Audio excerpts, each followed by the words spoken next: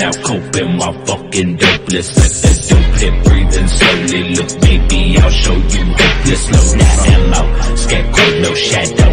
The DP, no sold out gallows. My mind so harrowed from tragic background. Welcome, everyone, to the Best Damn Podcast. I am your host, John Keene. As always, I would like to thank you guys for joining me. Ask that you please add, follow, and check us out, www.thebestdamnpodcast.tv. Follow me, Instagram, Best Damn Podcast, Twitter, at The Real Best Damn, and wherever you're watching from, please, guys, make sure to hit that like, give us a thumbs up, leave a comment, let me know what you think, share this link, get it out there, spread it far and wide. That way new people can find us and new people can see. And make sure to subscribe, click that bell, that way you guys get all of the notifications. And keep in mind, we're completely viewer powered. That means we're fully funded and supported by you. If you'd like to donate support to the channel, you could do so with the links in the description box below. PayPal, Venmo, Patreon, Cash App, or Facebook Messenger Pay.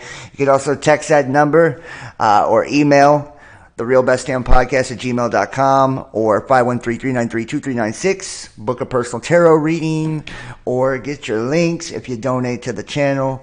Yeah, man, I appreciate you guys so much. And this will probably be the only video for the next couple of days. It won't be the last one of the month or anything like that, but for the next couple of days. My birthday is on Wednesday, so so I'm going to take a couple of days off and just really, enjoy the celebration of life, man. Like, nothing better, right? Like, just being alive. I feel like so often, we take it for granted. Just that in itself, we're always making these comparisons and contrast to one another, and it seems like society is built on this hierarchical system of competitiveness, of like keeping up with the Joneses, of like, oh, my life isn't like theirs, so my life isn't complete. And it's like so often we forget that the only competition we truly have is with ourselves, right? It's with ourselves, and that's where happiness is found. That's where peace is found. That's where God is found, is within. When we tap deep inside our own hearts, our own minds, our own souls, our own spirits, and I think it's a humbling deal to kind of just appreciate the gift of life in itself and say, I am alive. I'm breathing. I ate today. I love today. And I created today and expressed who I was today. And that's good enough, like that's everything, that's everything. And I feel like it's, our society is so focused on the next upgrade with technology and all that. We're going to be talking about, Saturn tonight quite a bit, and the new age that we're going into, and leaving this, Saturnian paradigm and moving into the Aquarian paradigm. And we're going to talk about astro-theological perspectives and all of that. So it's going to be a pretty cool show. I haven't done one like this in a while, but I do love doing these kind of shows where we really get to do the deep dives and look at these deities and the natures of the energies and where they originate from and why people worship the way they worship, and what it all truly means and how we can put it together and use that to really springboard us towards a positive evolution in our spirituality and our consciousness.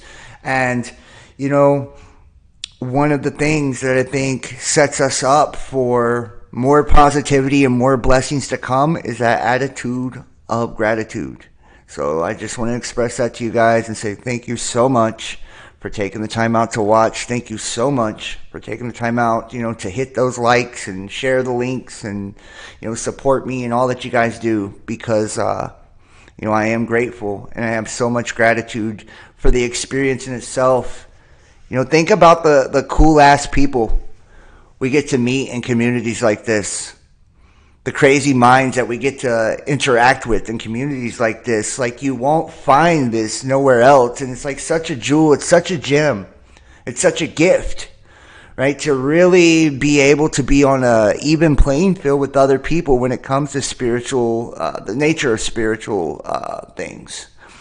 You know, our world is so closed off to the spirit. Our world is so closed off to consciousness. There's such this tight box-like structure from the Saturnian cube that we are locked in. Most are locked in to where they can't think outside of that box. They can't see past what the media pushes. They can't see past what religion has pushed, right? And it's really refreshing to see people with open minds, open hearts, and, you know, really open to different ideas, you know, and different ways of expressing it. So big ups, big thanks. Let me see who we have in the chat here. I do appreciate you guys so much. I see Up Yours 73, Johnny, Stool Purger. Thank you guys. I love you all so much. And, you know, let me know if you're in the chat, if you guys can hear me and see me and all that good stuff. Hey, having a fantastic birthday. It's on Wednesday, so we'll see. You know what, guys? I've been spinning just finally another live show. I'm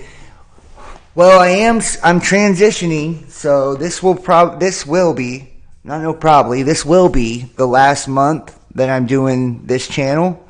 But I'm transitioning to something different. I'm still going to try to present monthly, bi-weekly. I don't know yet. I haven't really figured it out. Something in this format. That way I can talk about the things I like to talk about and hit the topics I want to talk about and really dive in the spiritual side and the learning side, the research side. That's, you know, where I really feel like we excel and get the most out of.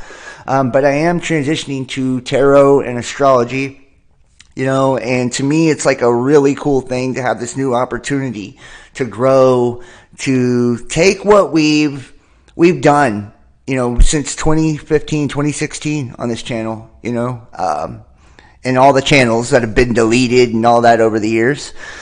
We've taken all this knowledge, this gnosis we have, and, you know, this community that's really fed me spiritually. I've learned so much from you guys. It's been iron sharpening iron, just really gleaning off of you guys, you know, and we're going to be able to take that now and show how the information translates and how we have mastered certain aspects of ourselves and, you know, really our own craft, you know. And I've really been working on, you know, my tarot and astrology skills for a few years now. And I'll be honest, I just haven't been confident enough to really bring it out into the open till recently. So now, you know, I'm ready to shift into something new, and I feel like that's the way I'm going to reach people. You know, I don't even want to talk about the negative side of anything, but, you know, it is what it is. I've had to kind of, you know, disable comments and things like that. And I don't want to feed into negativity. I want to do things that are going to help me grow and help other people to grow, you know. Yes,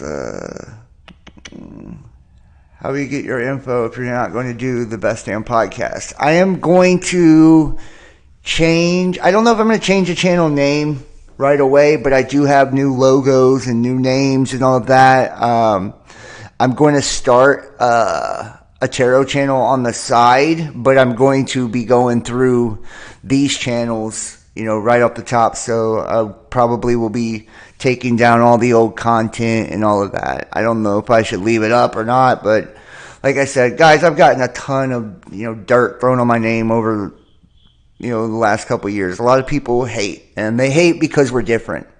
I don't take it personally anymore. I used to. It used to bother me really bad.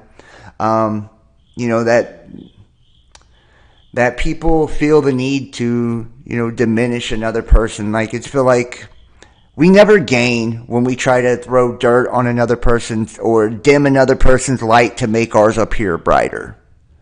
Right? And anybody that's doing that, you really got to question their motives. You know, it's like, and I know when you're a content creator, you're never supposed to respond or anything, but I'm a human being just like anybody else. I get offended just like anybody else. And I don't allow people to control how I do respond or react. I choose my responses and reactions. And sometimes I just, you know, I want to tell people like, yo, you got me wrong. You know, you don't know me. You know, you don't know my heart. I think judgment in any form is not good. And it just really is a reflection of the people that judge when they do those things. I don't feel like it reflects me. I will be in another magazine, though.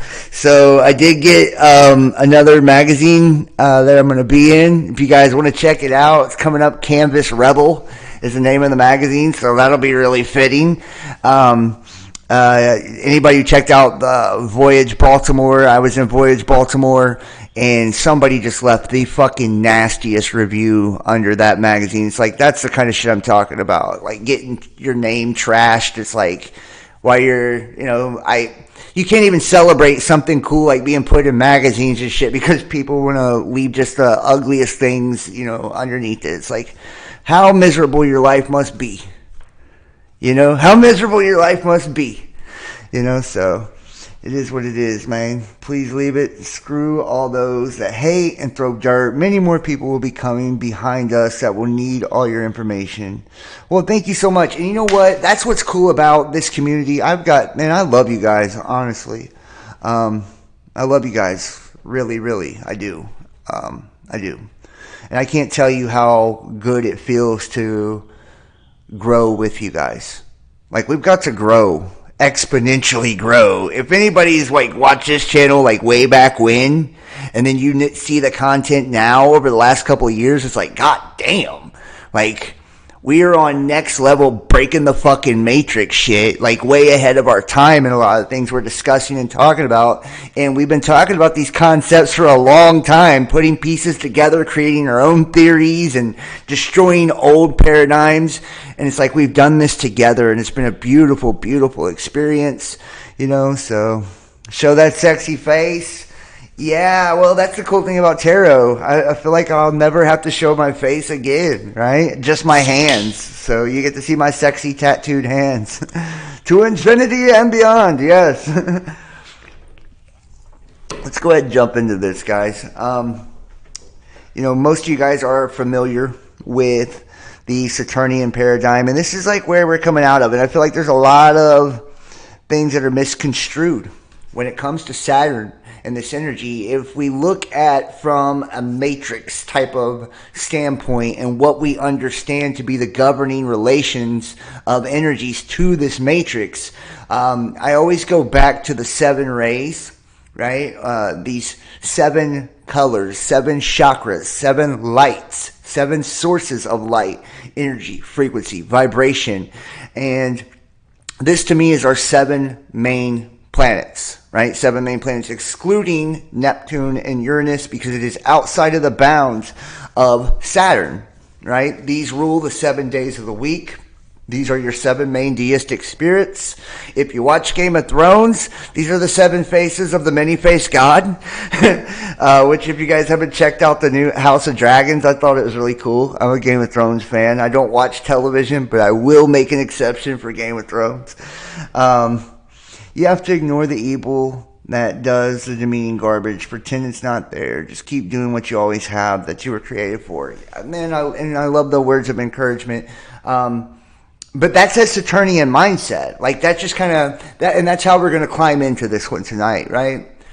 Saturn is it can be a constricting, controlling, over masculine energy, even though it does have feminine aspects just as well, right? And it is that iron, right? We talk about the iron mixed with miry clay and the beast of Daniel and all these different things, right? Well, whenever we're looking at spiritual alchemy, right, Saturn gives us that base metal to kind of work with, that carnality, that lower aspect to work with. That way we can start the process of transmutation. And Saturn acts as a father-like figure when it comes to those 7 rays, which, keep in mind, these are the 7 colors of the rainbow, right? Which is the arc of the covenant, right? Arc as in electrical arc, or arc of light of the covenant with God. It is these archons, or governors, or watchers, or messengers, or fallen, however you want to look at it. It's totally up to you.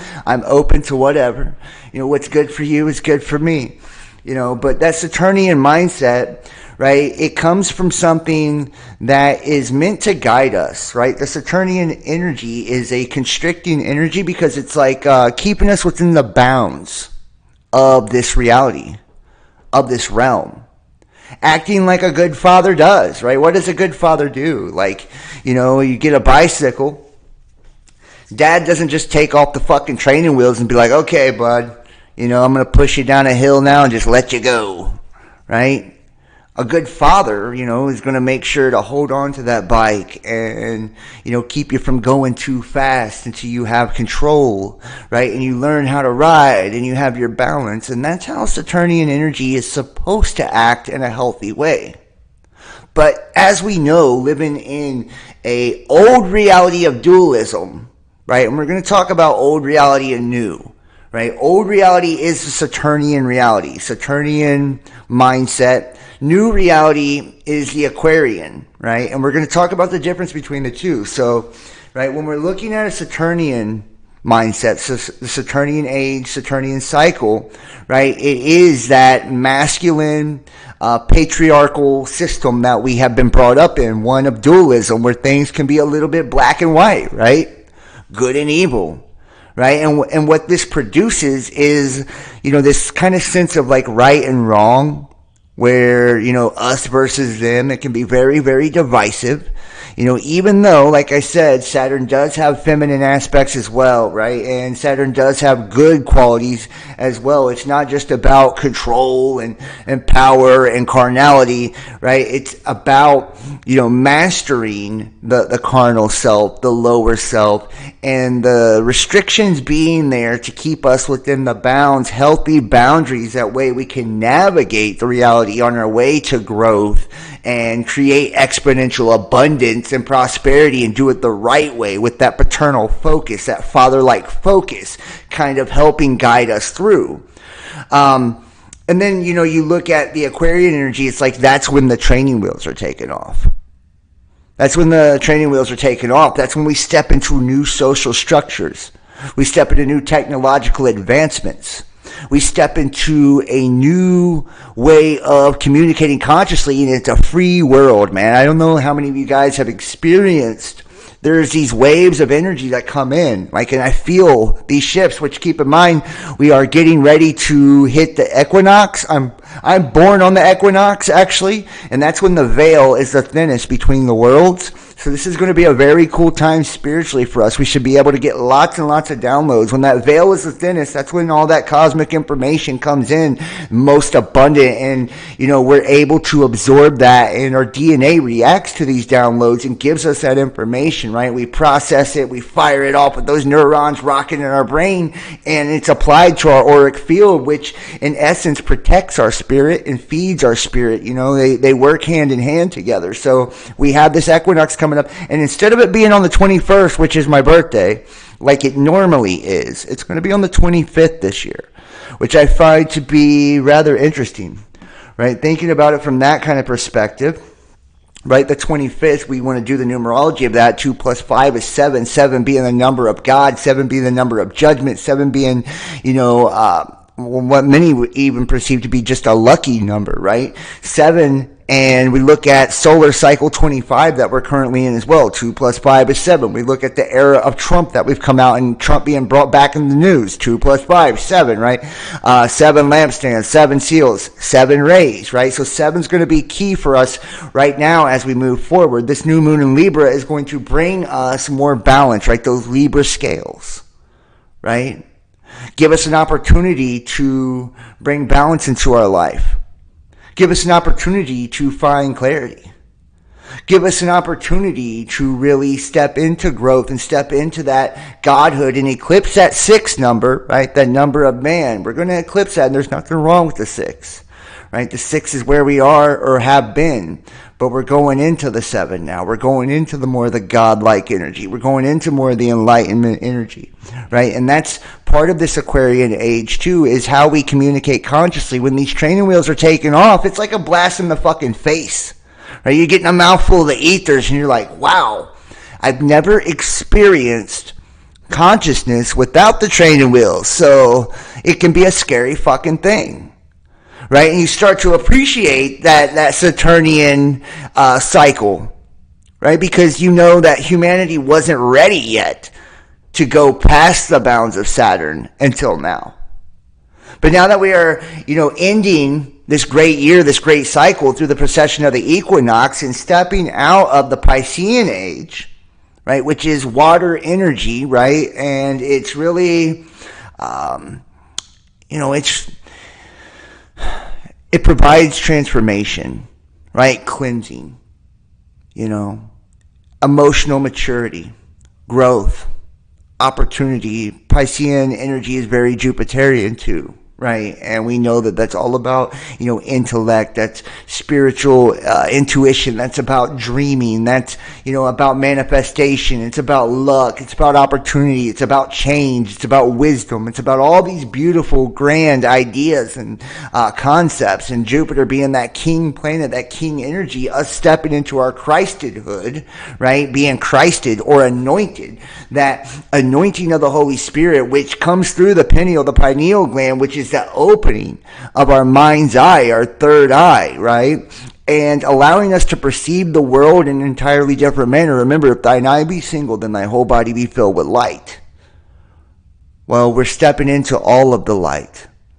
The entire prism or spectrum of those 7 rays now. We're leaving, the 6 and having that one eye closed and stepping into the 7, right? Stepping into the Godhead within each and every one of us. Stepping into that anointing within each and every one of us. We're taking off the constriction and restrictions and controlling kind of borders and apparatus of Saturn energy. And we're finding ourselves carrying that pail of water, right? We're no longer, sinking in the water, right? The water's above and below the firmament. We're not even walking on it like Christ did. Showing his mastery over the waters. Right? Remember, you're 80% water. The earth is 80% water. Water retains memory. Okay, so this holds the Akashic record within it, just the same as cosmic rays and information has the Akashic in it. It's in all of the different elements, right? But as we, find ourselves processing through the equinox, right? Going through each of these signs, that's what we're doing, is mastering each archetypical aspect of the divine wholeness of that zodiacal wheel, which is God, the source.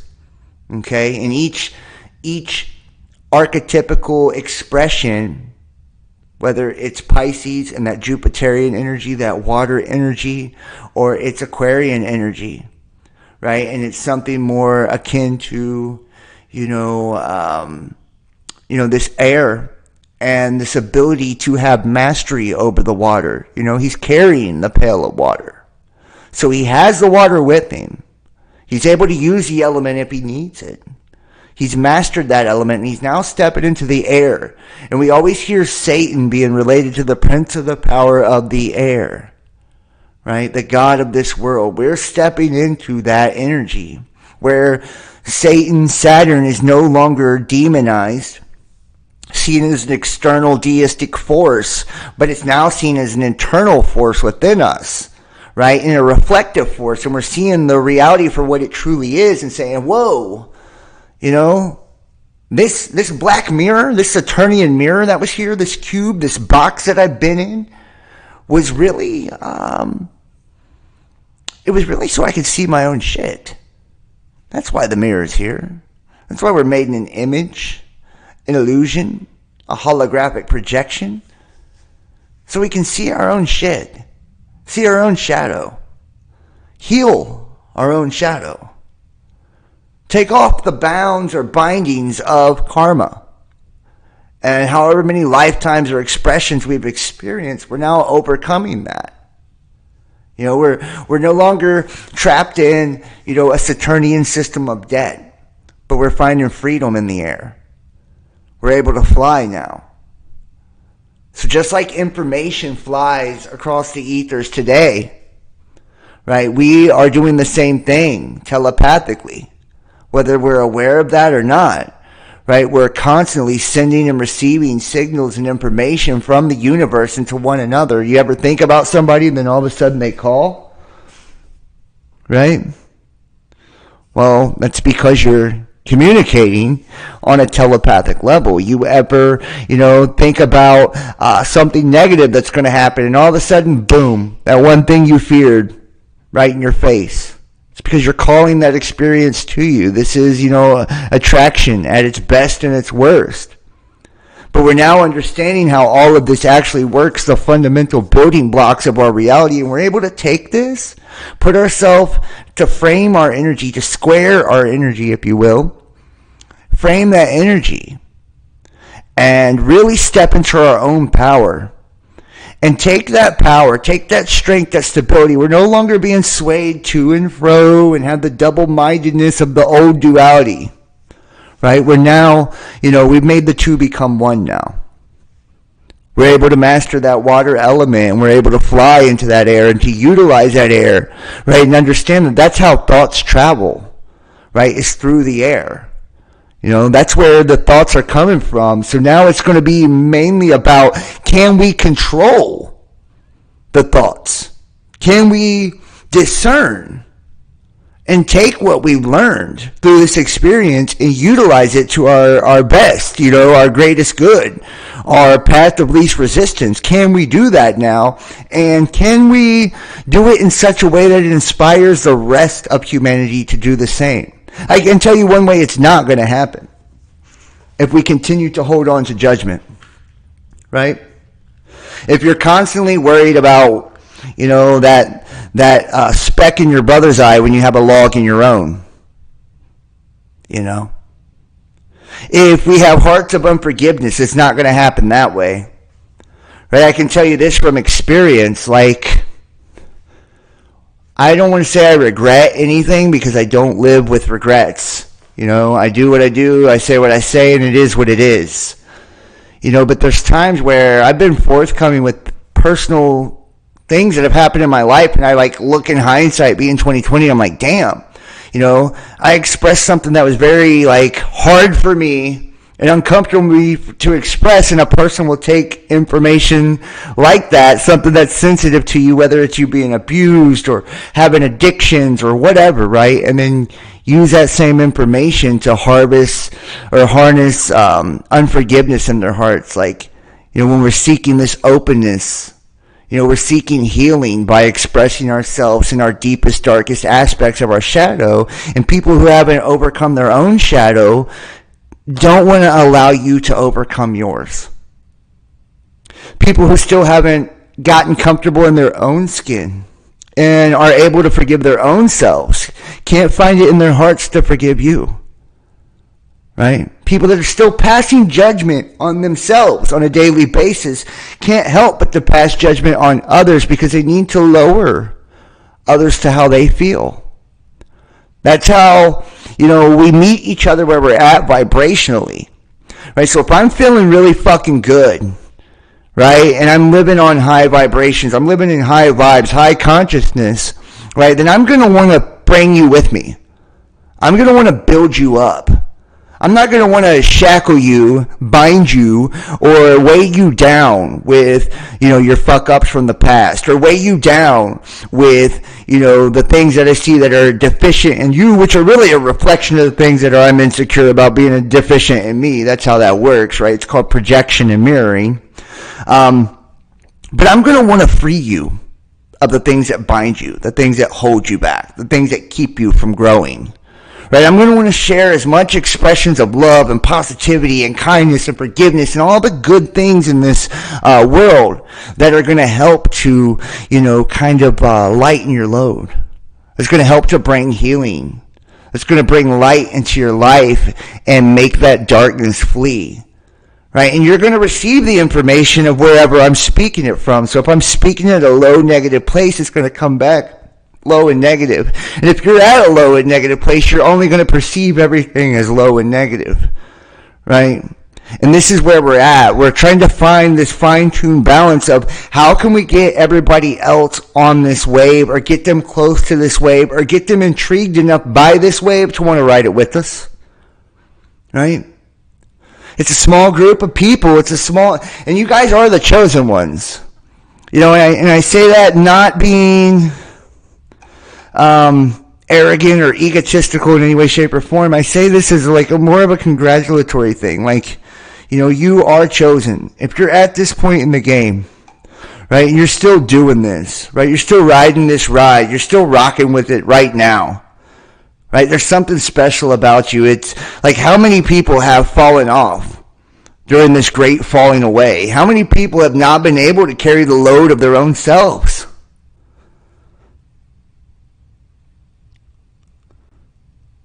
How many people have not been able to let go of their old, perceived reality, the old labels that they've worn?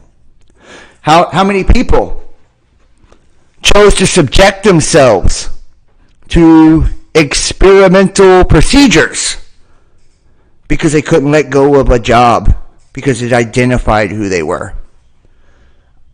I'm a nurse. I'm a doctor. I'm a this. I'm a that. Are you?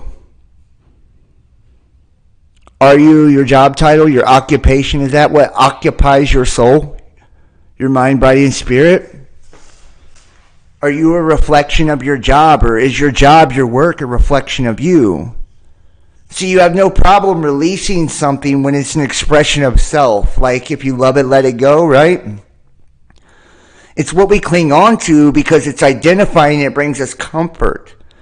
But see, anytime we grow, we change, we evolve. And part of change is that uncomfortableness of allowing change to actually happen.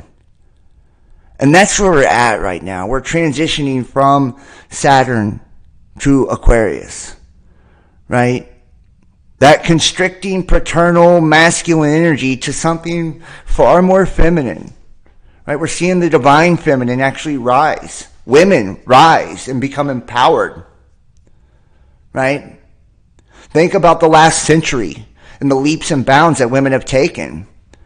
And if you're still in that old patriarchal, insecure energy as a masculine, that's probably hard. That's probably a hard pill to swallow. Not all, we just 100 years ago, 200 years ago, 300 years ago, women were seen as possessions. They weren't even allowed to fucking vote. Right? Now here they are, stepping to the forefront and taking their age now and running with it and being empowered and saying, no, fuck you. I'm not nobody's trophy. I'm not nobody's possession. Right? I'm not an object, motherfucker. I'm a person. I'm a living soul. I'm an expression of the divine. An equal expression, or maybe more so in some cases. A lot of fuckboys out there these days. And that speaks to the spiritual things too. Because we know as above, so below. So we've neglected our divine feminine so long. Think about religion, man. Every god is a man, is it not? All the good ones are. Aren't they? Say it ain't so. Jesus, the Christ, the divine feminine, which I see Christ as a feminine energy, is a guy. Right? It is a guy. You look at the Nag Hammadi, a lot of the different, creation mythos in the Nag Hammadi talk about the child of the divine masculine and feminine being a girl, right, when everything was created. We look at Pistis Sophia, right, even so much so that technology is reflecting the same thing. AI Sophia, the robot Sophia, right, reflecting the same thing, yet we're not catching on. People were being burnt at the stake for witchcraft, for, dark magical practices because they were worshiping the feminine. And what's really crazy about it, when you look at a lot of the controlling structures, especially in a religious world, these controlling structures have you worshiping the external masculine, the distorted patriarchal masculine, as they worship the divine feminine in secret. How's that work? How's that working out for you, by the way? You need balance, man. You need both. And I know, these feminist motherfuckers, they have really shitted it up for women and empowerment, and they make a mockery of being truly feminine and in your power. It has nothing to do with wearing a fucking pussy hat and acting like a trash bag on the street. That's a joke. That's a joke. Same way like a Ku Klux Klan or something's parading around fucking, burning racist shit. That's a joke. There's no pride or anything in your culture when you hate someone else. When it comes out hateful and derogatory. When it makes a mockery. And we see this happening in every aspect of society. Whether we look at like gay pride, right? And we'll see in the media and in the news, drag queens inappropriately reading things with children and shit and having them on their laps and very uncomfortable, uncouth kind of situations. It's like, do you not see why this is done? It's because they don't want you to integrate any of this. They don't want you to transfigure any of these things or transform yourself and your perspective of the world. They want to keep you polarized, right? And that distorted masculine perspective. They don't want you to have that creative, intuitive, feminine aspect to you because you would be a whole being that way. You'd have both wolves on board, so to speak, right? Not just one. Not just the lower, lesser. You would have the greater, higher. You would have the nurturing, creative aspect of your feminine working with you as well to feed and nurture that lower self, that little soul. That shadow. And if you had that going on, you wouldn't have so many, inner child wounds. Because your spiritual parents were beating the fucking shit out of you your entire being in existence. We wonder why we're so restricted and afraid to express ourselves and truly embrace who we are now. It's like we've had an abusive fucking daddy for how long, spiritually? Satan, God of this world, whooping our asses with a belt. Fuck a belt. He's been using damn, extension cords. He's been just ruthless with it. Judgment, judgment, judgment. Restriction, restriction, restriction. Hell no, you can't be you or an individual. What the fuck you talking about? That's against the rules.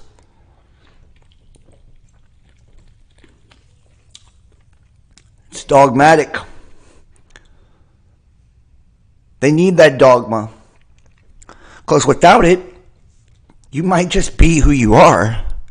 Without it, you might just have no shame in who you are. No matter what that is.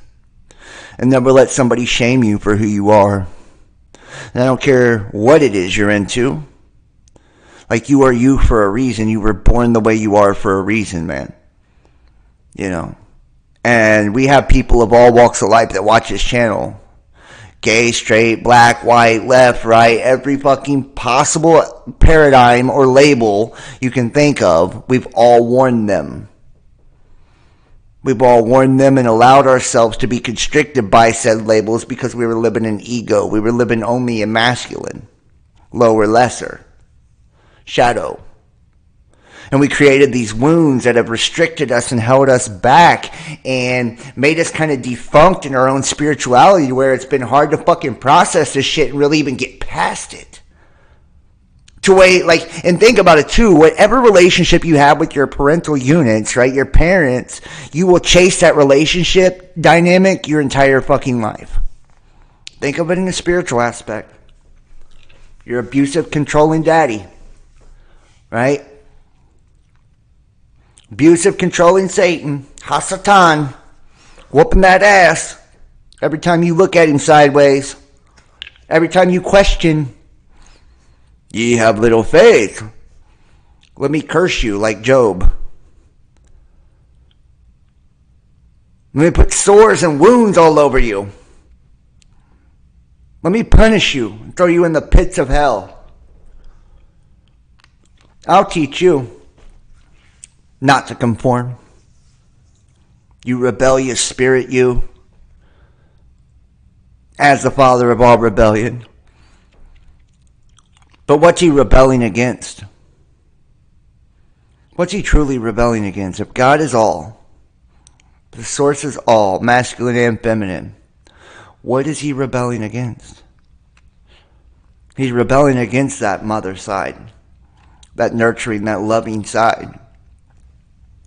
We think of that as God the Father, right? Most of us, we like, oh, God the Father is like that, right? Loving, caring, creative, right? The creator. We don't think of it as a mom, even though it's very feminine. We look at Christ, selfless, committed, sacrificial.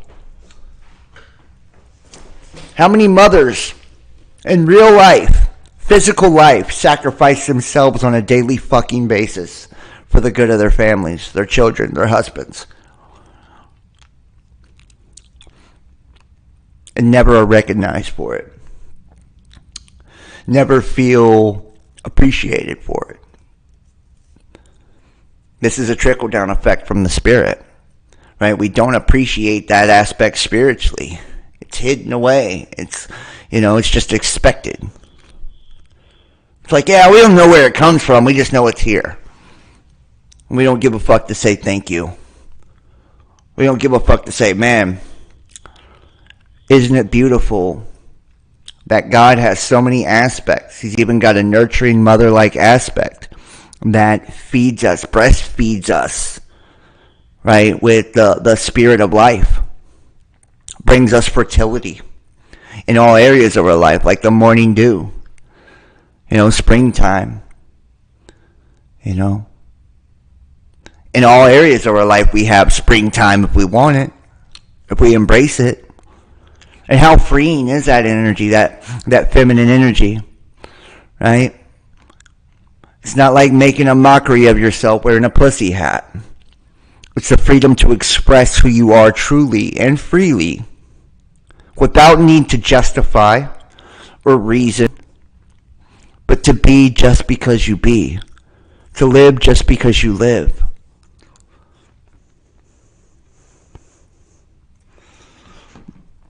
Well, I'm not going to shut down the pages, okay, guys? I'm not going to close down pages or anything like that. So if anybody's worried about that, I won't be doing that. I will leave the sites up and all of that. So just kind of speaking to the new channel stuff, that's what will happen. All of it will stay up.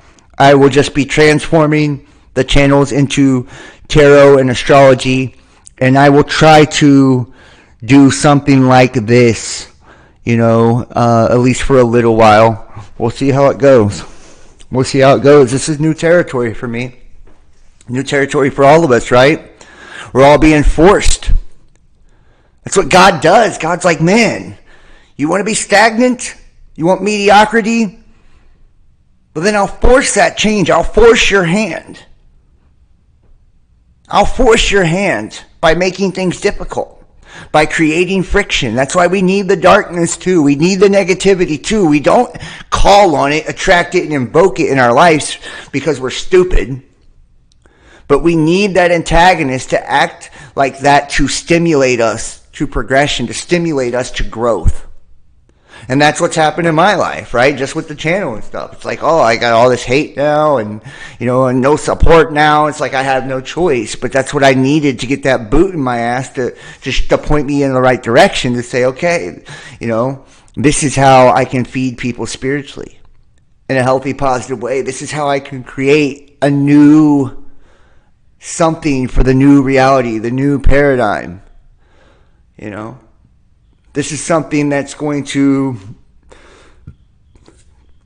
allow creativity and allow something for growth and take something that we've been researching, working, and getting the gnosis and knowledge on and refine it to like a fine-tuned craft, right? Like something we can say, hey, this is the result of all of my work, right? Look how I use my intuitive gifts, right? Look how I express myself through these different avenues, whether it's divination or astrology or whatever. It doesn't matter whether you paint pictures, make music, write poetry. That whatever your gift is to the world, is it speaking? Is it singing? Is it dancing? Is it just loving? Giving? Helping? Whatever your gift is to the world, this is your time to express it. This is your time to really embrace who you are and be you. If not, why have we done all this work? Why have we worked so hard together? If we're not going to turn it into something that can be used in this reality and in this paradigm. I didn't store up all the knowledge to keep it for myself. Neither did you. We learn how to love ourselves so we can better love others. We learn how to truly serve ourselves so we can better serve others. And I hate the fucking spiritual movements now that try to act like everything. It's like it's sneaky. It's like they make everything about self now. It's like, what the fuck happened to where it's like, so one-sided to where, we've taken spirituality and used it as an excuse to be selfish and stingy and greedy and hateful, and everything that religion and dogma has done for us and indoctrination has done for us. We've now taken a spiritual movement of awakening and ascension and fucking transformed it to the same bullshit. Come on, man. Have we not grown? Or are people just continuing to spiritualize the ego? Right? And one of my viewers years ago taught me about that. She was like, John, she's like, people are just spiritualizing the ego, and that concept slapped me in the fucking face. It's like, what? What did you just say to me? Spiritualizing the ego. So it means you're not really even truly tuning and tapping into spirit at all. Right? You're just seeming to be spiritual. You're talking spiritual, but you're not walking in it in any way, shape, form, or facet. You're not living by these principles. You're not a disciple. You're not disciplined in your practice. You're not mastering self or any craft at all. You're just polishing up the ego so you look better for people, so you appear better for people, so you sound smarter for people, for yourself. So you feel important. You feel righteous. Spiritualizing the ego.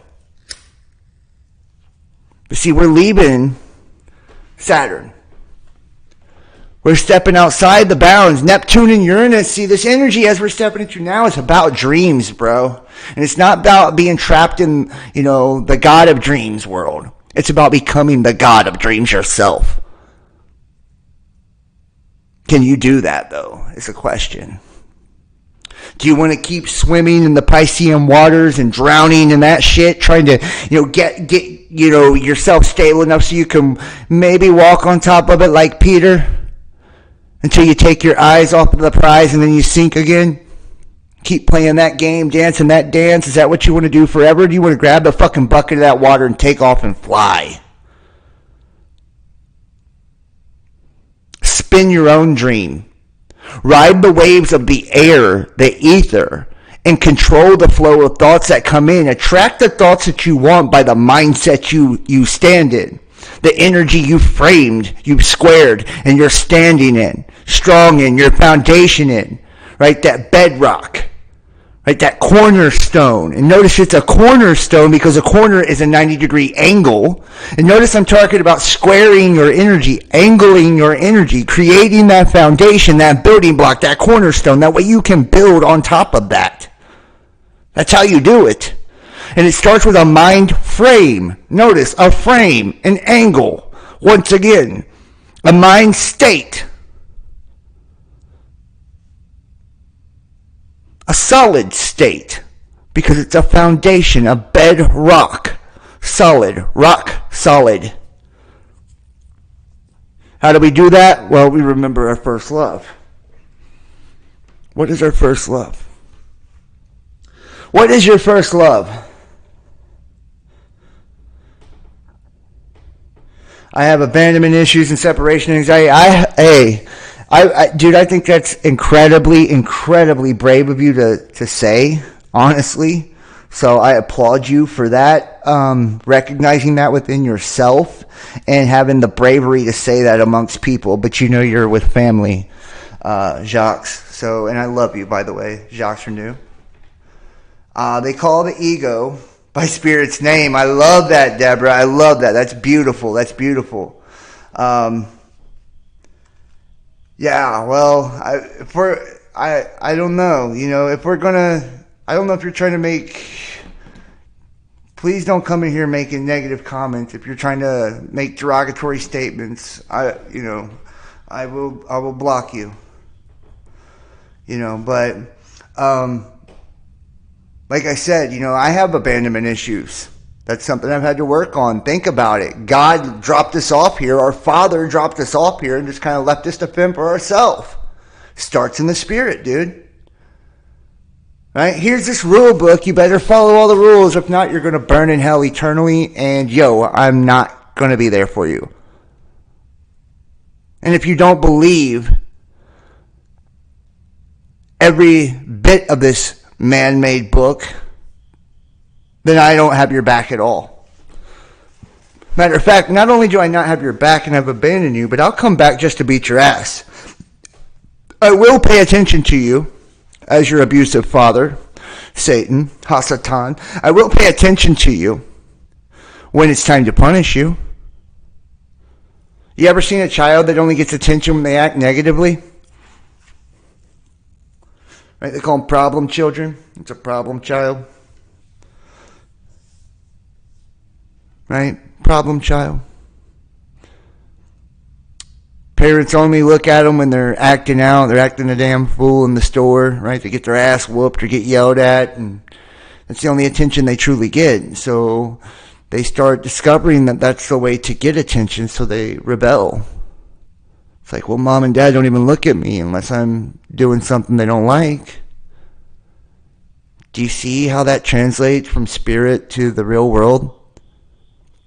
How we're a bunch of rebellious children down here? Right, just wanting attention from the Father. Acting out, acting crazy, breaking all the rules.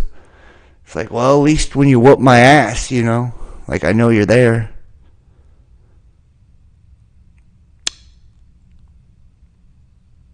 And those abandonment issues, like Jacques was talking about, it goes deep, man. Our Father put us here like a sperm donor, right? Right? Single parent shit. That's how the divine feminine probably feels. It's like, whoa, I'm raising this kid by myself. Dad isn't in the picture no more. We've lost touch of that, and see how it's translated to, you see now, more common than ever. Women are doing that now. Walking out on their children. Right? Because that divine feminine presence it's absent. Right? And it's translating into the real world. It's going from spirit to real. Or what we perceive to be real. Okay, I'm sorry. I didn't. Hey, people. Hey, that's heroin. You know, I struggled with heroin for years. And then I struggled with methadone and then Suboxone after that. So I definitely understand opioid dependency. And that's big, big, big to even be able to admit that. And that's what I mean. One of the greatest setbacks I've ever had was a couple years ago, I told people like, yo, I'm addicted to, a substance and I'm struggling. And I've never lived it down since. People to this day still leave the nastiest comments and call me a junkie and everything. And, anytime I ask for support, it's just for drugs. It couldn't be because I actually want to, make a career or a living or anything, so it takes a lot of bravery to admit your flaws. It takes a lot of bravery to admit what you struggle with. And that goes for every one of you, whether it's abandonment issues or it's heroin, man.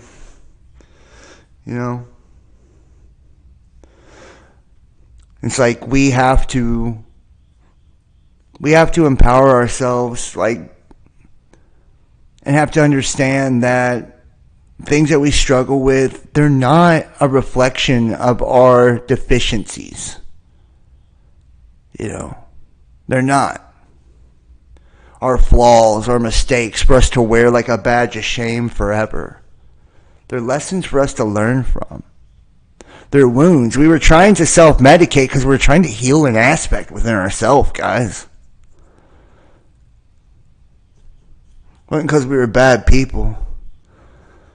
You know, we're trying to find that medication to heal ourselves. And now we're learning that we have a different type of salve for our eyes, and it's spiritual. You know, what we were missing and we were reaching for and trying to fill that hole in our soul with, whether we was doing it with sex, drugs, alcohol, gambling, shopping, whatever you were trying to fill yourself up with, now you see that cannot be filled by anything in this world. That it cannot be filled externally whatsoever. That it's a hole on the inside. And that pain, that trauma that's created by that hole, by that separation, by that abandonment, by that disconnection, is something that can only be healed through reconnecting. Stepping out of government name, government identity into true sovereign identity. True sovereign connection to the divine masculine and feminine. To me, God isn't male or female. God is all. God has both. God expresses itself through every aspect, every archetype.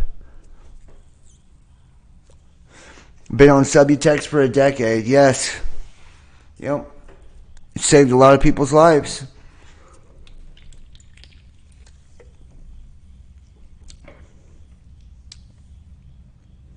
And well, you know what? The past is our past because those are lessons we needed on the path we're on now, right? You needed to see that, you know, maybe you were trying to dull your senses, and we've all done this through a variety of ways. We've tried to, you know, dull the pain of life, dull the agony, right, of that separation, of that feeling of lack. That constriction, that restriction. And we wanted to break free, and we tried to break free through rebellious acts. We're like, well, fuck it. If I can't break the system, you know, or break out of the system, I'll break the damn system, which was not healthy. That's toxic, right? Trust me, I've done it for years. I made a living off of being toxic, basically. Right? That was not my intention. My intentions were pure, but the road to hell is paved with good intentions. You know, I wanted to shake people awake. I wanted to show them the truth and how serious it was. You know, and it led to kind of more fear-based things. You know, it led to focusing on negativity. It led to chasing my tail with conspiracies that were, you know, government fucking psyops to start with. Don't worry about the path. Focus on the outcome. I feel like that's yes and no, Rachel.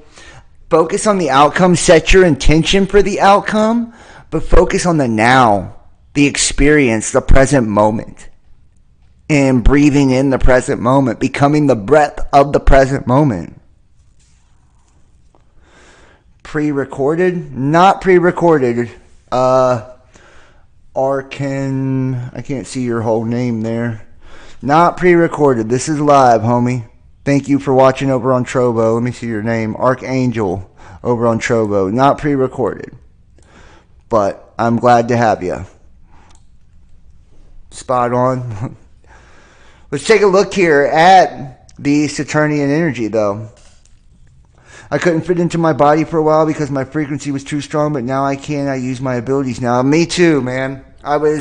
I feel like it wasn't that I couldn't fit into my body, because I did have a very strong presence when I shifted into the higher frequencies and higher energies. And yes, I was all over the place, but it's because I didn't have a right frame or base, or, I didn't square my energy correctly, because I was so used to overcompensating throughout my life from different forms of abuse and, insecurities and projections that I created through, the spiritual deficiencies of not being connected to source, for so long, and being indoctrinated into the dogmas of the system, that I tried to externalize my energy to right the world around me. Because I was just seeking stability. I was just seeking peace. I was just seeking wholeness. So the only way my world ever felt whole was when I took my energy and put the focus on others. So then when my energy really grew and expanded, I had a hard time keeping it internal. It was like people were latching onto my energy and pulling it away from me, right? Stealing that energy, feeding off of that energy. Or I was creating unhealthy situations that weren't reciprocated because I would give and give and give. And spiritual people do this all the time. We give and give and give, and then our cup's empty. Our cup's empty, and we're like, what the fuck? It doesn't pay to be good. It doesn't pay to be kind. It doesn't pay to be selfless, but it does. You just have to do it in a correct manner, a healthy way. We have to understand that when we're givers, that takers look for givers to feed on. We have to understand that when we're empaths, that narcissists look for empaths to feed on. This is where all that knowledge that you've learned and attained comes in handy now. Mastering your craft, mastering yourself, mastering your thoughts, mastering emotions, mastering all of this, right? Because it allows you to have the correct discernment to really see with clarity, right? Does this person mean me well? Is our energy compatible, right? Are they giving the same amount that I'm giving, right? And you can't allow people to continuously take and take and take and, want to drain you for all you have and give nothing back, right? That's how we get ourselves in unhealthy attachments and situations. And we do it with relationships. We do it with jobs. We do it, in so many different dynamics, right? Think about what, most churches are about, right? You're praying, you're giving your money, you're on your knees day and night, dedicated to this deity, giving your energy, giving your soul over to this entity, hoping that they throw you a fucking dime, hoping they throw you, their breadcrumb in you back. Like, oh, if you don't sacrifice to me, you get nothing. What kind of God is that? What kind of God is that? Where we spend day and night worshiping before the throne and get nothing back. That sounds like a parasite to me, not a God. And see, that's the type of gods we've created through our consciousness, right? See, spirit is going to reflect whatever we create. That's why it's the power of the air, right? The thoughts, right? So understanding that our thoughts are what creates the reality, and it's how we frame that intent, that intention, set our intention, set the outcome that we want to achieve, we want to attain first. We say, okay, I want a God that's going to serve me back. Right? I will serve with my whole life, but I want to receive whole life back. I'll serve with my whole heart, but I want to receive my whole heart back. I want to see fullness and abundance and love and prosperity and wisdom and knowledge by giving myself to this. I want to receive back. I'm going to be in relationships, but I'm going to create boundaries to make sure I'm never taken advantage of in ways that I'm uncomfortable with. Right? And that's huge. We don't think about this in spirituality. Right? So that's why we get lukewarm religion people. Right? They're like, okay, well, my boundaries are, I'm willing to do this, this, and this rule, but I don't like this rule, so, right? It's like they're compromising what they truly believe to fit into a paradigm, a label, a religion. It's like, dude, if you don't believe in monogamy, then why the fuck are you trying to pretend you're a Christian? You're not. You don't have to wear that label. You don't have to wear that hat. Wear what you like to wear, what fits you, what serves you, what makes you feel good, what makes you feel whole, what you can live with, what makes you feel right with the world. Whether that's be a monogamous or a damn swinger. It's like neither here nor there what your beliefs or things are. But stop trying to conform to these cookie cutter constructs, in dogmatic indoctrinations that the world's been giving us for so goddamn long, and it's so outdated, it's not funny. Be a true and creative unique version of you. One you're comfortable with, one that, you feel good in your own skin, you feel whole in your life, you feel fulfillment in all areas, and allow your creator to serve your strengths and your weaknesses accordingly, because your creator will. I do not hate chat at all. I love chat. Anybody knows me, I've been a live streamer for years. I hate disrespect. I hate meanness. I hate judgment. In ancient Rome, religion and myth, Saturn, Latin for Saturnus, was a god of agriculture, liberation, and time. Right? Chronos. His reign was depicted as a golden age of abundance and peace. How different is that than what we're taught? How long have I been streaming? I've been doing this since 2015. Podcast since 2015. YouTube 2016. This channel started 2018. I've been deleted a couple times.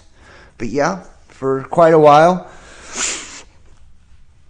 I appreciate you asking, actually. So thank you for that.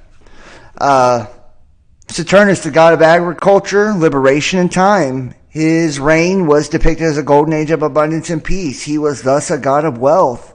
And the temple of Saturn in the Roman Forum housed the state treasury. He was celebrated in December of what is perhaps the most famous of the Roman festivals, Saturnalia, the time of feasting, role reversals, free speech, gift-giving, and revelry. Saturn, the planet, and Saturday are both named after the god. Now think about how the world inverses that. Remember, we are in a reflection of the waters above. So everything is from an inverse perspective when it externalizes and manifests itself through the distortion that we call our reality, right? So we see people with this skewed view of how the world is, and they take it and they twist it. We see here that Saturn, looked you up and you're famous. I don't know about that, but thanks.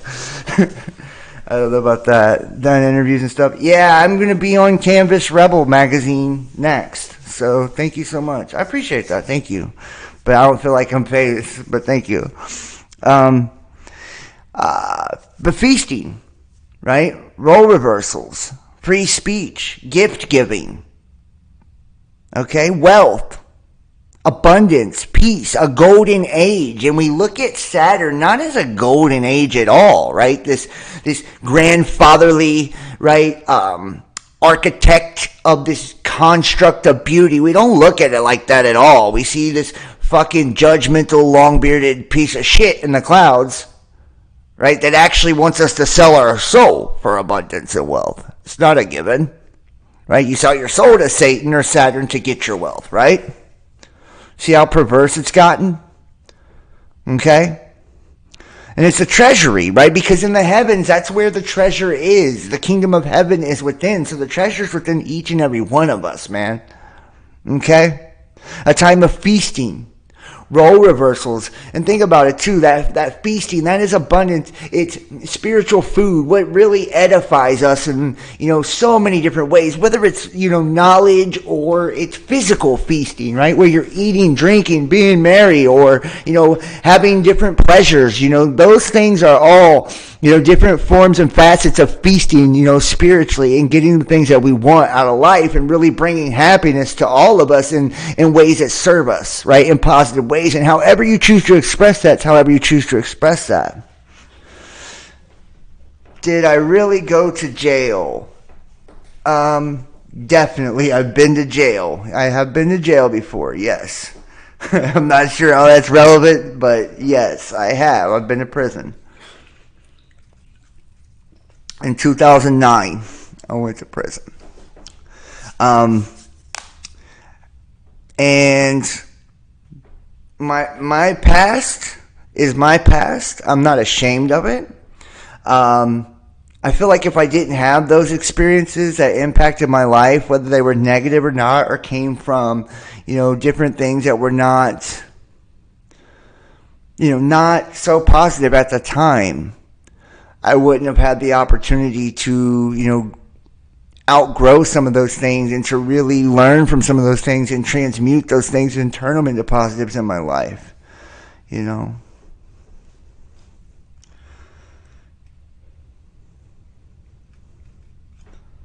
These role reversals and free speech and gift giving. I was in prison for a year. Yeah, I know. Who hasn't been to jail? Johnny. Yeah, I was in prison for a year.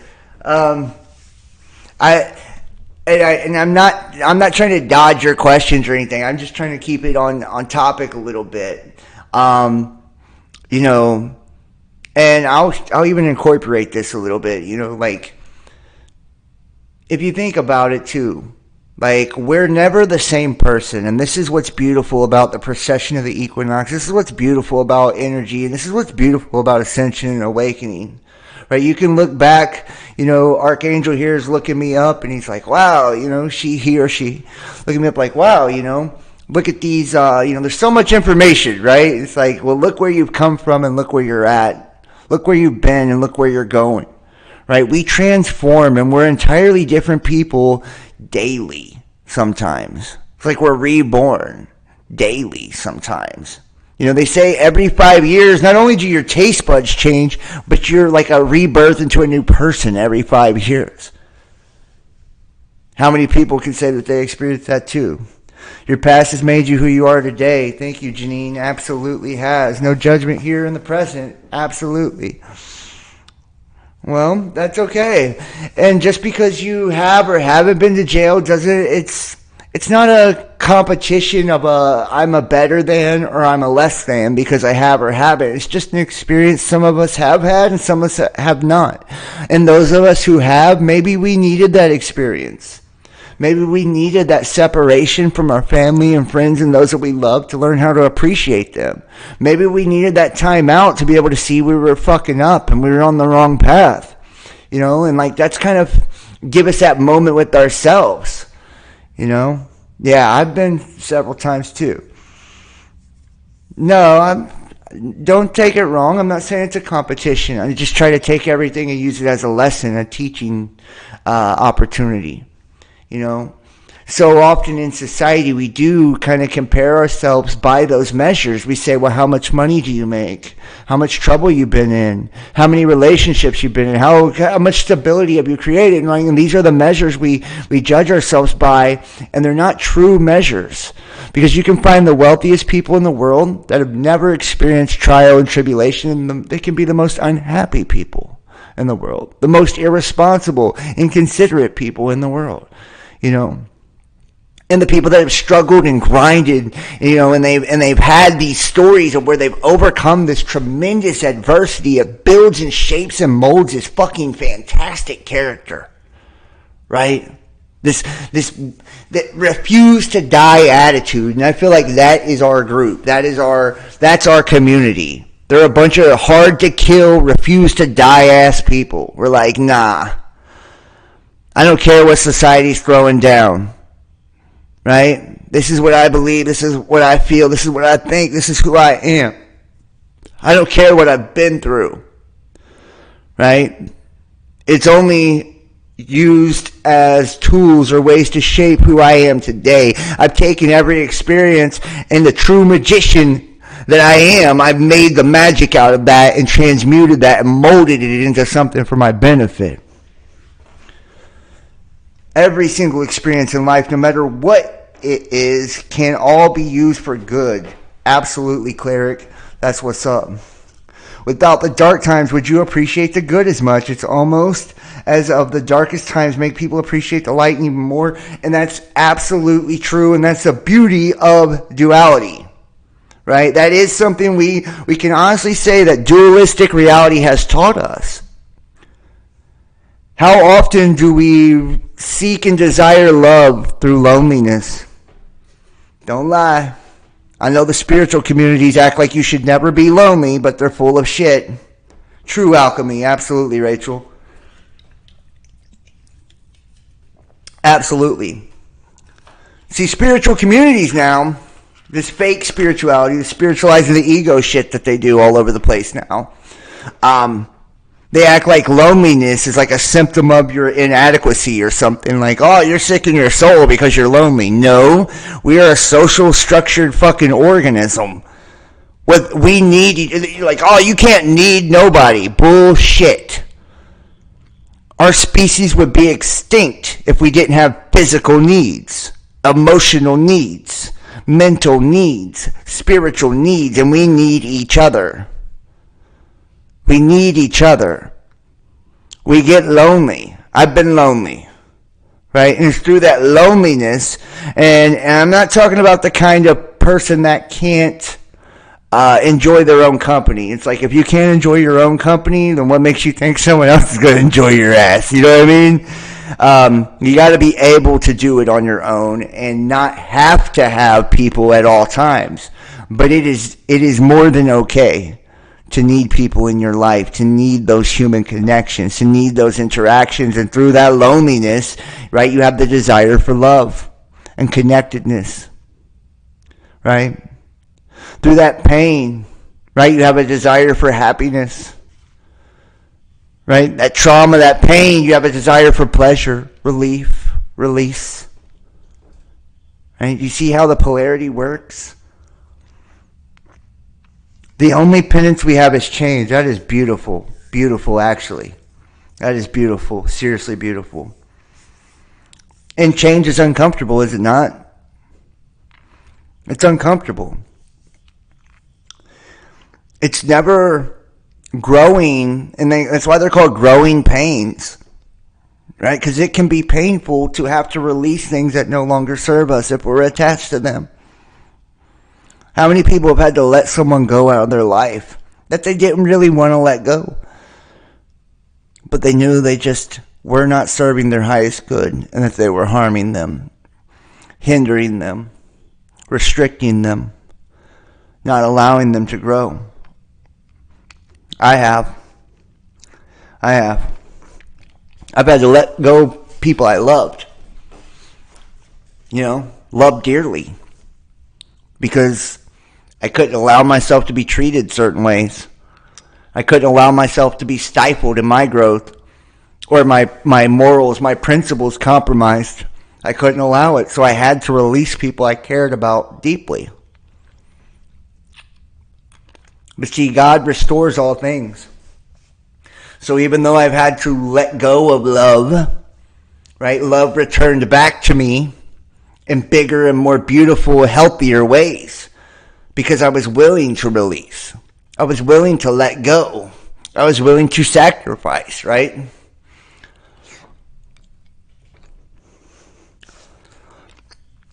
Yeah, I would absolutely forgive you, Brent. I love you, brother. I don't hold anything against you, man.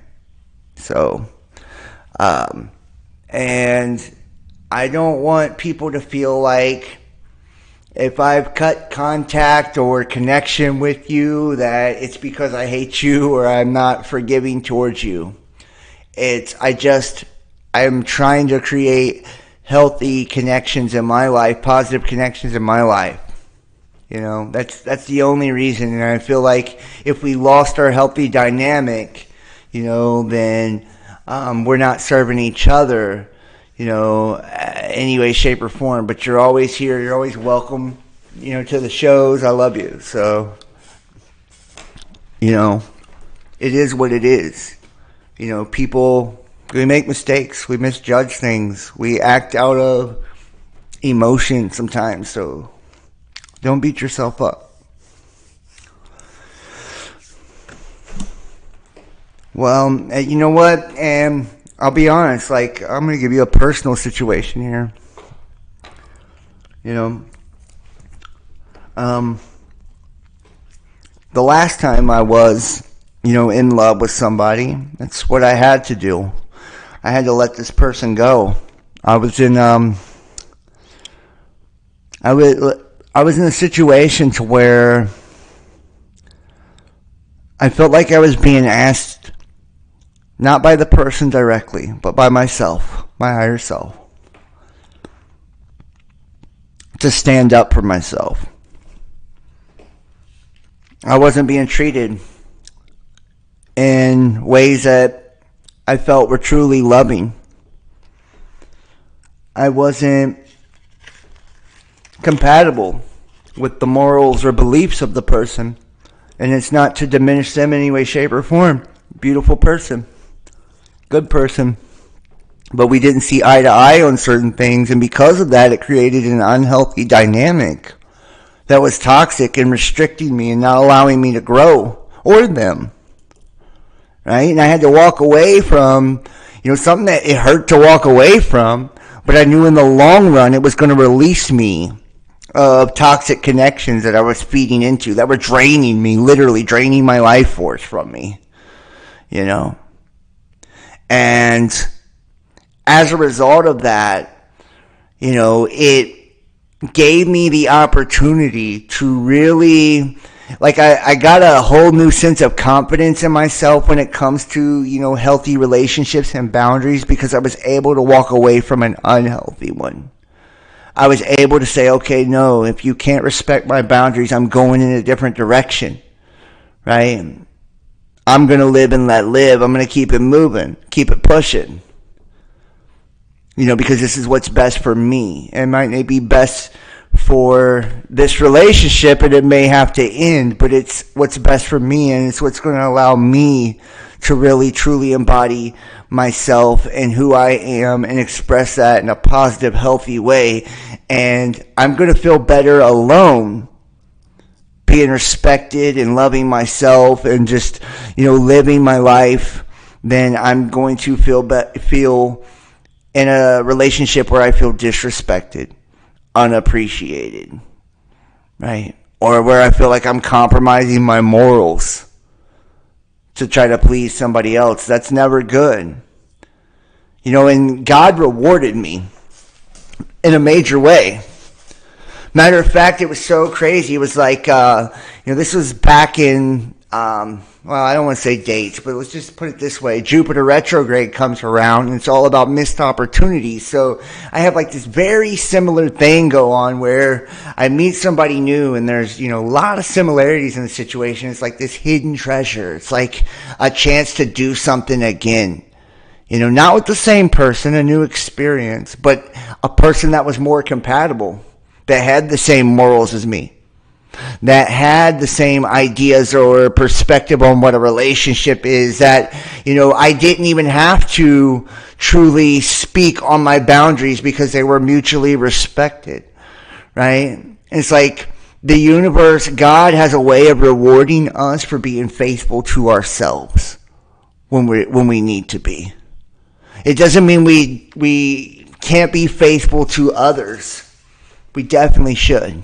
We should always be supporting each other, loving each other, lifting each other up, offering anything we can, within reason to one another to help us grow, to heal, right, to evolve. But we first have to love ourselves and keep ourselves good so we can do that. Absolutely. Time for us to observe, acknowledge, accept, negate, reframe, and redirect. Beautiful, beautiful. Yeah, and because I was able to release, relationships and situations that didn't serve my highest good, God brought back around something, another opportunity, another chance in a frequency that was, a vibrational match for where I'm at.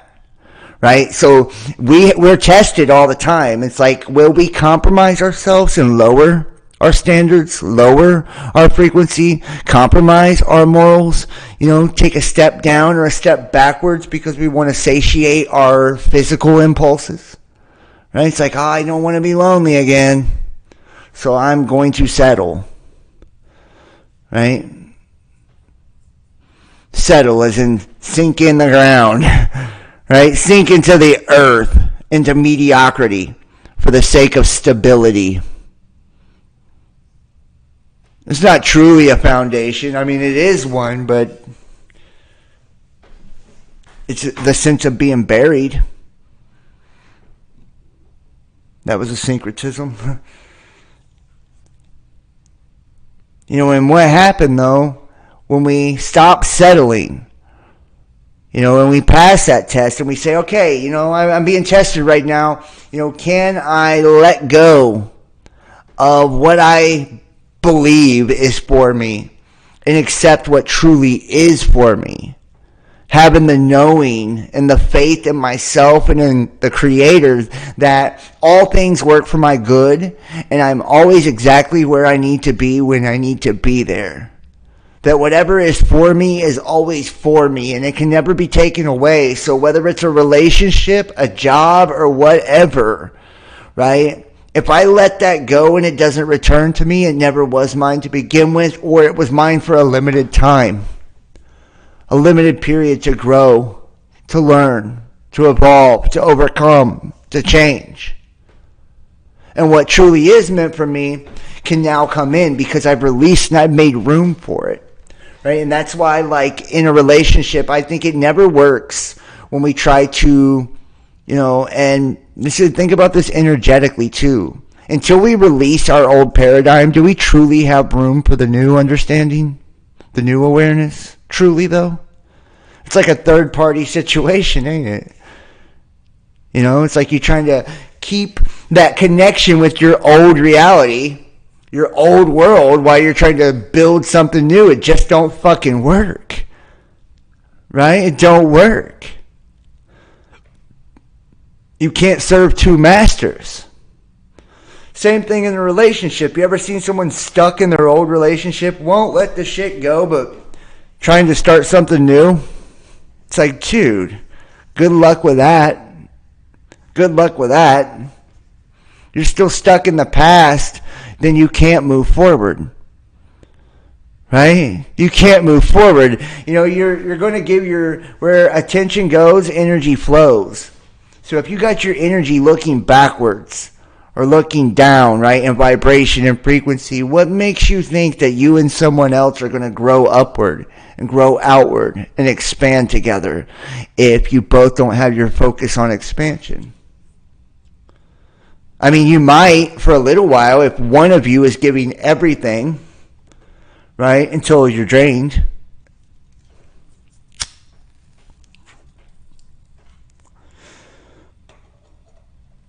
And same thing with a career, right? A job. If we're still working that piss job that, it has us miserable and shit, but, we're like, oh, okay, I'm gonna start this, I'm gonna do this. It's like, you know what? You can't really pursue that dream career until you pursue that dream career. You can't pursue that dream relationship till you let go of the toxic relationships and pursue that dream relationship. You can't pursue the new reality, the new paradigm, the new energy, the new consciousness, the new expression until you release the old.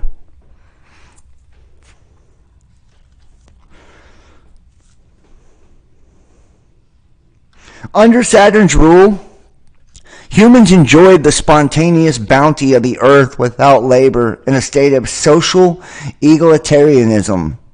The revelries of Saturnalia were supposed to reflect a condition of lost mythical age, not all of them desirable except as a temporary release from the civilized constraint. According to Varro, Saturn's name was derived from Ab Satu, from the word for sowing. You reap what you sow. Another of his epithets that referred to his agricultural functions was sterculus, or stercus, manure. Agriculture was central to Roman identity, and Saturn was a part of an archaic Roman religion. His name appears in the ancient hymn of the Salian priest, and his temple was in the oldest known to have been recorded by the pontiffs. It was located at the base of Capitoline Hill, and a row of columns from the last rebuilding of the temple still stand. Saturn's North Pole, the hexagon. Saturn's hexagon, persistent approximately hexagonal cloud pattern around the North Pole of the planet Saturn, located about 70 degrees north, right? There's that 78, right? 7 and 8. And when we look at that too, right, that's 15, right? 1 plus 5 is 6. 6 the number of Saturn. North, the sides of north in the Bible, right? The north is the deep or the hidden. It's space. The sides of the hexagon are about 14,500 kilometers, or 9,000 miles long. There's 9, your 369, your universal numbers, which is about 2,000 kilometers. Longer than the diameter of the Earth. The hexagon may be a bit more than 29,000 kilometers wide, maybe 300 kilometers high, and a jet stream of atmospheric gas is moving at 300 kilometers a second. It rotates around the period of 10 hours, 39 minutes, and 24 seconds. The same period as Saturn's radio emissions from its interior. The hexagon does not shift longitude like other clouds in the visible atmosphere.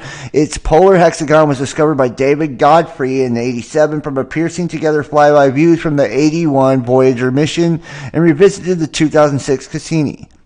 And here's the image, right? The all-seeing eye on Saturn's south pole and that hexagon, that hex or curse, right? 6-sided polygon, X.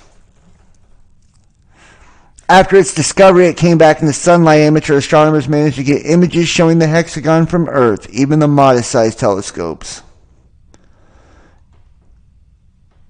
Between 2012 and 2016, the hexagon changed from mostly blue color to more of a golden color. One theory for this was the sunlight creating haze as the pole exposed to sunlight due to the change in season. The changes were discovered by Cassini. Think about that. From blue to gold. Right? From blue to gold, this shift. Let's see if we can... we don't have the sound here. I wanted to play the sound of Saturn's North Pole.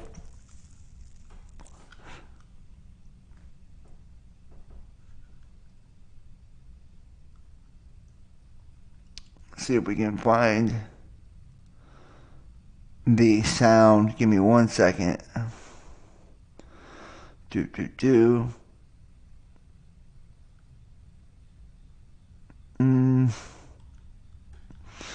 thought I had it here. Waves detected.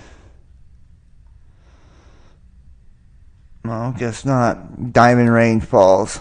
Alright, here we go. We'll move forward. I'll pull it up later. Saturn in mythology is the sixth planet. There's that 6 again from the sun, and the second largest planet in the solar system after Jupiter, which is that king planet. Saturn is named after the Roman god Saturn, equated from the Greek Cronus title, the Titan, father of Zeus. Right? The giants, the titans, the Babylonian Ninurta, and the Hindu Shani. Saturn's symbol represents the Roman god sickle, or death, right? Remember, it means to sow, right? Sow, harvest. In astronomy, the planet, and judgment, right? In astronomy, the planet we now call Saturn, because of the Roman influence, was called Kronos by the Greeks, right? Father Time.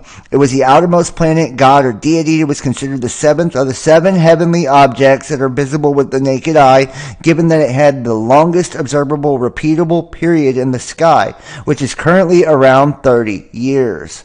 It was thought to be the keeper of time, or Father Time, since no other objects have been seen or recorded to have a longer period. That is why it's often depicted as an elderly man with a long gray beard, right? And that gray is neither black or white, it's neutrality, right? And that long gray beard represents, the rings of Saturn, the way that it looks in the sky, actually, but it's also wisdom, right? Like that hermetic wisdom, right? That comes with age, wisdom, that long gray beard, right? The gray being neutral, standing in the middle way, the narrow gate, right? The narrow path, okay? And it is the sixth, the outermost planet, because it's at the edge, the boundary, right, of the matrix reality. It's once we step out of the Saturnian boundary into Neptune and Uranus, we step into the new dream and the ability to create our own dream in higher conscious states. In astronomy, the planet we now call Saturn, Saturn has been known since prehistoric times, and it was the most distant of the 5 known planets in the solar system, excluding Earth, and thus a major character in various mythologies. Babylonian astronomers systematically observed and recorded the movements of Saturn. In Hindu astrology, there are 9 astrological objects known as Navagrahas. Saturn